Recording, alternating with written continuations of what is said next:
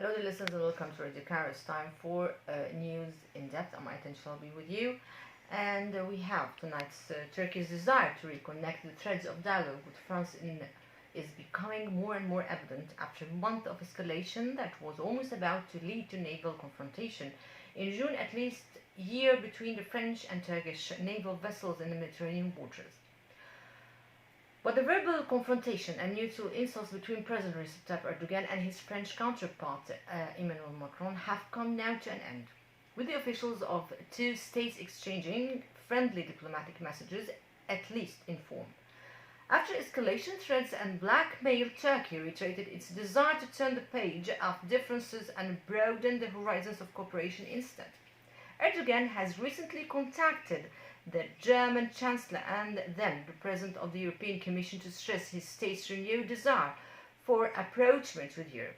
He also sent from Germany to clear the way, normalizing relations with the EU.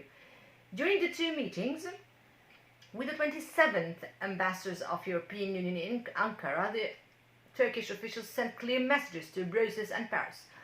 On one hand, Erdogan stressed his country's desire to restore relations with Europe to their course, calling for allowing Turkey to take its place within the European family. As for France, he affirmed that he wants to save relations with it from tensions. International observers believe that Ankara appears to be more eager to normalize relations with France. According to the French Minister of State to European Affairs Clement Bon, the reason for the new Turkish stance is due to sanctions imposed by the European Union on Turkey. With this regard, the Bon quoted as saying, "The EU sanctions package is bearing fruit." The French side, despite the messages and the declarations of good intentions, seems skeptical of Turkish intentions and plans.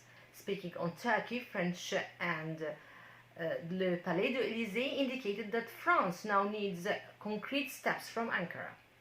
Finally, political analysts believe that these considerations and declarations of intentions never mean that the normalization of Turkish relations with France will be easy, as the points of frictions and differences will not disappear easily.